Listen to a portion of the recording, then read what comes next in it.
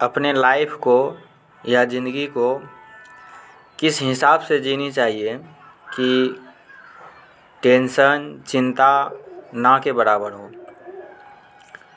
इसमें हम लोग ज़्यादा टेंशन में आ जाते हैं। उसका मुख्य कारण ये है कि हम लोग कल्पना अधिक करने लगते हैं।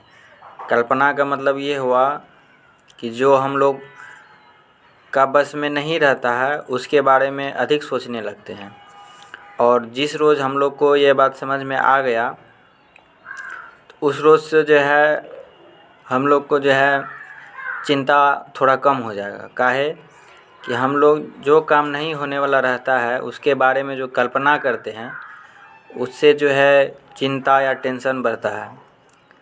और हम लोग जानते भी हैं कि ये काम नहीं होने वाला है या हो भी सकता है, और उसी के बारे में सोचते रहते हैं, कल्पना करते रहते हैं। और कभी कभी तो ऐसा लगता है कि अगर ये काम नहीं हुआ तो इसके बाद मेरे से कोई काम ही नहीं होगा, इस मेरा आखिरी चांस था।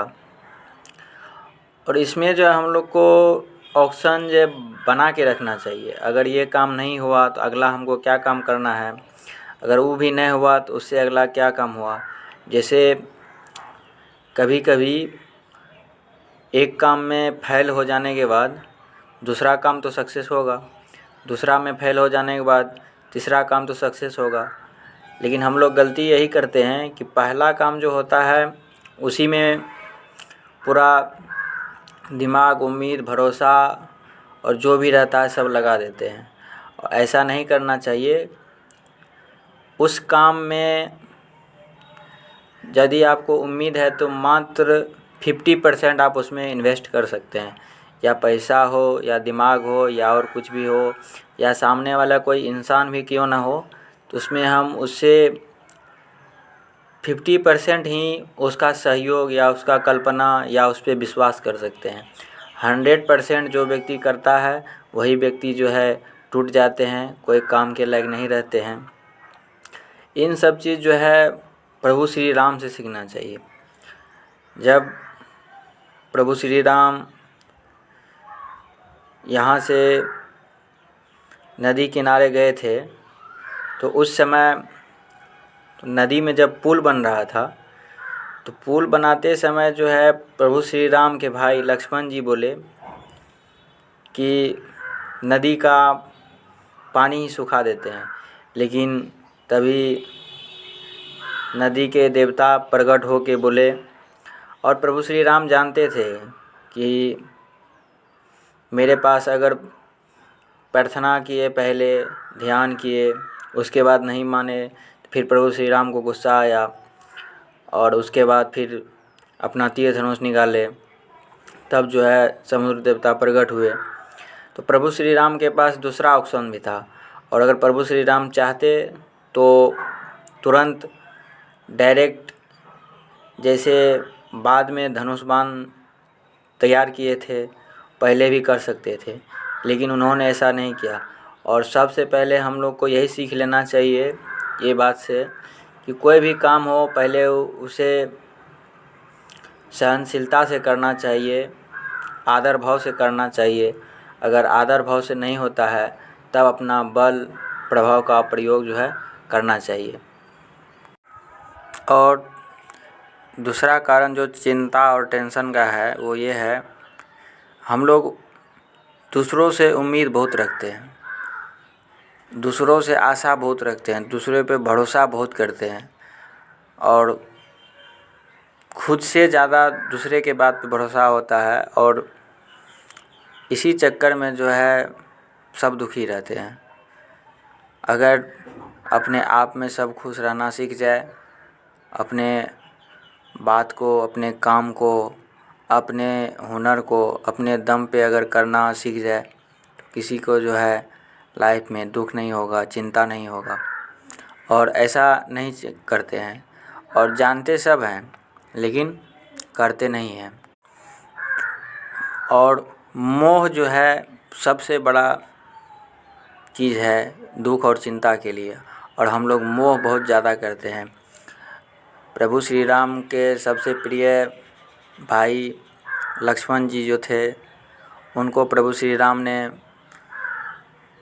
खुद ही मृत्युदंड दे दिए, क्योंकि प्रभु श्री राम के जैसा भाई और लक्ष्मण जी जैसा छोटा भाई आज कल तो होने का बात तो छोड़िए, उसके जैसा कोई बन भी नहीं सकता है। और इसी कारण आजकल जो है हम लोग चिंता में रहते हैं, तनाव में रहते हैं और रामायण इन सब चीज़ों को नहीं पढ़ना चाहते हैं, नहीं देखना चाहते हैं और बाहरी दुनिया, मोबाइल का दुनिया, टीवी का दुनिया, इस सब में उलझे रहते हैं। और सबसे मुख्य कारण जो है यही है, टेंशन का मुख्य कारण जो है यही है। इसमें देखते रहते हैं कुछ से कुछ ऑप्शन 1000 आते हैं, सक्सेस कुछ में ऐसा कोई काम नहीं होता जिसमें हो पाते हैं और इसी चक्कर में सब परेशान रहते हैं। अगर आप सही से, सही दिल से, सही मन से कोई भी काम कीजिएगा तो उसमें सक्सेस मिलेगा, आप आगे बढ़िएगा और दूसरों से उम्मीद कम रखना चाहिए। ये सब बात आप अगर रामायण सुनेंगे या पढ़ेंगे, गीता सुनेंगे या पढ़ेंगे या ऐसे ऐसे महापुरुषों के कहानी को सुनेंगे तो उम्मीद है कि टेंशन थोड़ा कम क्या ना के बराबर होगा, अगर होगा भी तो सुई के समान होगा। और प्रभु श्री राम अपनी पत्नी सीता को, और अपनी पत्नी से कौन प्रेम नहीं करता है, सब करते हैं, आज भी करते हैं लोग, लेकिन उन्होंने एक धोबी के बात पे अपनी पत्नी को वनवास भिजवा दिए। इसीलिए आज प्रभु श्री राम मर्यादा पुरुषोत्तम राम कहलाते हैं, उनके बारे में लोग जानते हैं, पढ़ते हैं और ऐसा जीवन जिए हैं जैसे एक साधारण मानव धरती पे जीते हैं। भगवान रहते हुए भी ऐसा कोई चमत्कार नहीं किए हैं कि हाँ ऐसा चमत्कार, जैसे हम लोग रहते हैं वैसे प्रभु श्री राम ने जीवन जी के हम लोगों को सीख दिया है। लेकिन हम लोग जो है उसके कहे बातों पे चलते नहीं हैं, सुनते नहीं हैं, ध्यान नहीं देते हैं। और अब हम बात करते हैं कि ऐसा क्या करें जिससे कि चिंता ना हो। तो इसके लिए हम लोग को सबसे पहले रामायण का उदाहरण देते हैं हम। प्रभु श्री राम को वनवास मिला, फिर वन में गए, 11 साल रहे, उसके बाद माँ सीता का हरण हो गया, फिर सुग्रीव से मिले, बाली का वध किए, विभीषण जी से मिले, लंका पे चढ़ाई किए, ऐसा अनेक घटना घटे हैं। और प्रभु श्री राम का पिता भी जाते वक्त इंतकाल कर गए, डेथ कर गए थे। और इन सब परिस्थिति में प्रभु श्री राम ने कैसे जिए होंगे और कैसे झेले होंगे, इन सब बातों को याद करके, पढ़ के, जान के इनके बारे में और हम लोग को समझना चाहिए।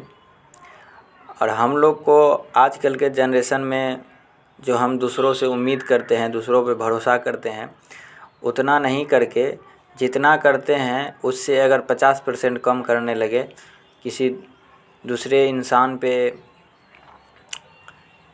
पूरा भरोसा नहीं करना चाहिए। और हो भी जाए तो उसको थोड़ा कम कर लीजिए, काहे कि आपको कभी ना कभी तो ऐसा हुआ होगा कि जिस पे आप भरोसा किए होंगे वो कभी न कभी तो आपके साथ गद्दारी किया होगा, लेकिन आप या हम कोई संभलते नहीं हैं, फिर से हम लोग वही काम करते हैं। तो ऐसा नहीं करना चाहिए हम लोग को। अगर जिस चीज़ में एक बार धोखा मिल जाए या कुछ भी हो, सामने वाला इंसान अगर आपका मजबूरी का फ़ायदा उठा रहा है तो आपको मजबूर ही नहीं होना है। क्यों हम रहें किसी पे मजबूर, क्यों हम किसी दूसरे पे आश्रित हों, जब खुद को यहाँ पे अकेले आना है, अकेले जाना है, ना ही किसी से, चाहे वो आपका बेटा हो, बेटी हो, पत्नी हो, या आप जिससे अधिक ज़्यादा प्रेम करते हैं वो व्यक्ति हो। करते हैं, अच्छा बात है, इसमें कोई ख़राब की बात नहीं है, करना चाहिए, सबको करना चाहिए। लेकिन इतना करना चाहिए कि अगर वो व्यक्ति लाइफ में रहे या चला जाए तो उससे ही उतना फ़र्क पड़े जितना कि सामने वाले व्यक्ति को जाने पे पड़ता है। और जो व्यक्ति गद्दारी करके आपके साथ से निकलेगा, जितना उसको फ़र्क पड़े उतना ही आपको पड़ना चाहिए। और अगर आप उससे ज़्यादा अथी हो जाएंगे उस पर, तो उससे ज़्यादा आपको फ़र्क पड़ जाएगा। लेकिन आप इन्हीं हालातों में लोग डिप्रेशन में चले जाते हैं, कभी कभी गंभीर बीमारी का शिकार हो जाते हैं, या कभी कभी सुसाइड जैसा मन करने लगता है। तो इन सब बातों को जो है याद करके ऐसा काम नहीं करना चाहिए, ऐसा किसी पे भरोसा नहीं करना चाहिए जो कि आगे चल के एक घातक का रूप ले ले और बाद में वो भरोसा जो है एक लोहे का चट्टान जैसे हो जाए। ऐसा नहीं करना चाहिए। और सहनशीलता से, नम्रता से सामने वाले को ऐसा भी नहीं लगना चाहिए कि ये व्यक्ति अब हमसे दूर हो रहा है या हो रही है। इस सब बातों को ध्यान रखते हुए और अपने आप में एक उम्मीद रखिए, अपने आप से एक भरोसा रखिए कि हम गलत नहीं कर सकते हैं। अगर कोई गलत करके भी जाएगा तो सामने वाला व्यक्ति करेगा, वो अपना जाने। और हमको क्या चीज़ का दुख है, हम तो किसी के साथ भी गलत नहीं किए हैं और नहीं करेंगे। जो गलत किए हैं वो जाने, वो करे, वो अपना समझे। और आज का वीडियो यहीं ख़त्म करते हैं, फिर मिलते हैं नेक्स्ट वीडियो में। अगर आप लोग को वीडियो अच्छा लगा तो चैनल को सब्सक्राइब कीजिए और कमेंट में बताइए कि आप लोगों को ऐसा वीडियो चाहिए, हम बनाने का कोशिश करेंगे।